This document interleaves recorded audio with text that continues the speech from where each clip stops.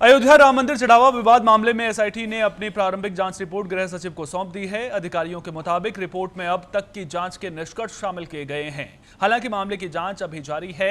SIT विभिन्न पहलुओं की पड़ताल कर रही है। अंतिम रिपोर्ट आने के बाद ही पूरे प्रकरण की स्थिति स्पष्ट हो सकेगी। प्रशासन मामले पर नजर बनाए हुए है।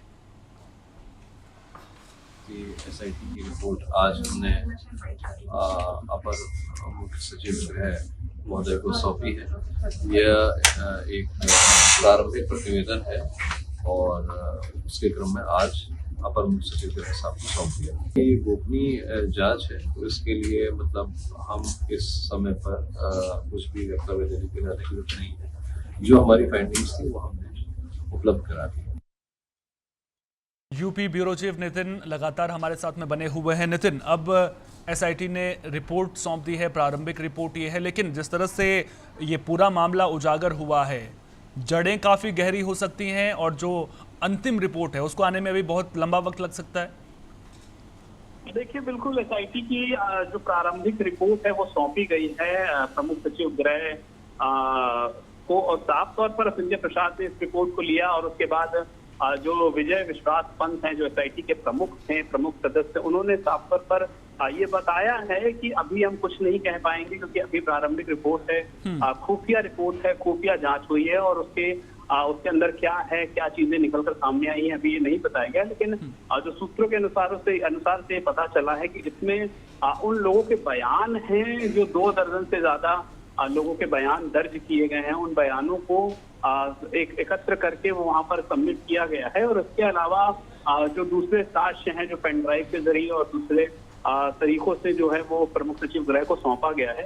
अब आगे क्या उसमें जांच किस तरीके की होगी, शुरुआती जांच में क्या कुछ निकल कर आया है ये मुख्यमंत्री तक पहुंचाया जाएगा। मुख्यमंत्री को बताया जाएगा कि जो जांच अभी तक हुई है उसमें क्या निकला है और उसके बाद फिर आगे की जो उसमें कड़ियां हैं, आगे का जो जांच का दायरा है वो बढ़ाया जाएगा। बिल्कुल, अभी कुछ वक्त लगेगा इस जांच रिपोर्ट में एसआईटी ने क्या कुछ उनकी फाइंडिंग्स रही हैं इसके बाहर आने में। लेकिन नितिन, जिस तरह से राम मंदिर को लेकर के इस तरह का भ्रष्टाचार सामने आया है, जो लोग राम भगवान के नाम पर उस मंदिर में पहुंचते थे, उनकी आस्था के साथ में ये सरेआम खिलवाड़ है और निश्चित तौर पर जब इस तरह के मामले सामने आते हैं तो आस्था के साथ में जब इस तरह से खिलवाड़ होता है तो अब लोग भरोसा नहीं कर पाते, ना सिस्टम पर कर पाते हैं, ना सरकार पर भरोसा कर पाते हैं। तो क्या ये पूरा मामला जो है योगी सरकार के लिए गले की हड्डी साबित होता हुआ नजर आ रहा है, क्योंकि चुनाव भी बेहद नजदीक है?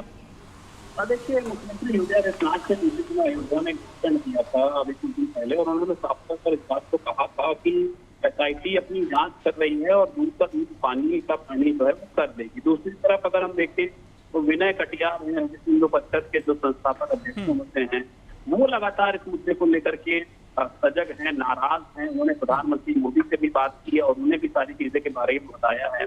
उनका भी साफ तौर पर कहना है कि जितना जो चोरी बताई जा रही है दान की, उससे भी कहीं ज्यादा चोरी हुई है। तो क्या वजह है, ये विनय कटियार को किसने बताया? अगर ऐसा कुछ है तभी उनको जानकारी मिली हुई होगी। अयोध्या से वो हमेशा जुड़े रहे हैं, राम मंदिर मुद्दे से हमेशा जुड़े रहे हैं। तो अगर वो खुद इस बात को कह रहे हैं तो जाहिर सी बात है कुछ तो कुछ इसमें दाल में काला है। अब ये चुनावी मौसम में इस तरह का आरोप अयोध्या में, वो भी तब जब अयोध्या की लोकसभा सीट भारतीय जनता पार्टी हार चुकी है, वहां पे वो जीत नहीं पाई। अब विधानसभा चुनाव से ठीक पहले राम के ही नाम पर इतना बड़ा जो आरोप है वो सरकार के ऊपर और जो ट्रस्ट है उसके ऊपर लगा है, तो कहीं ना कहीं ये एक बड़ा नुकसान जो है वो भारतीय जनता पार्टी को झेलना पड़ सकता है आने वाले दिनों में। और अब देखना ही होगा क्योंकि एसआईटी ने अपनी प्रारंभिक रिपोर्ट सौंप दी है। प्रारंभिक रिपोर्ट के बाद क्या खुलासा होता है और मुख्यमंत्री का क्या रुख होता है देखना अहम है। हालांकि पूरे प्रकरण को लेकर सीएम काफी नाराज हैं और वो पूरी तरह से निष्पक्षता से जांच चाहते हैं कि निष्पक्षता से जांच हो और जो भी चीजें हैं वो सामने आए ताकि लोगों का भरोसा जो टूटा है। और योगी सरकार साफ कह चुकी है कि जो भी दोषी होगा उसे कतई बख्शा नहीं जाएगा। एसआईटी की जांच के बाद दूध का दूध और पानी का पानी हो जाएगा। लेकिन बड़ा सवाल यह है कि आखिर एसआईटी की जांच कब तक पूरी होती है, साथ ही साथ में कब तक दोषियों पर प्रशासन का चाबुक चलता हुआ नजर आता है। नितिन, बहुत बहुत शुक्रिया तमाम जानकारी साझा करने के लिए।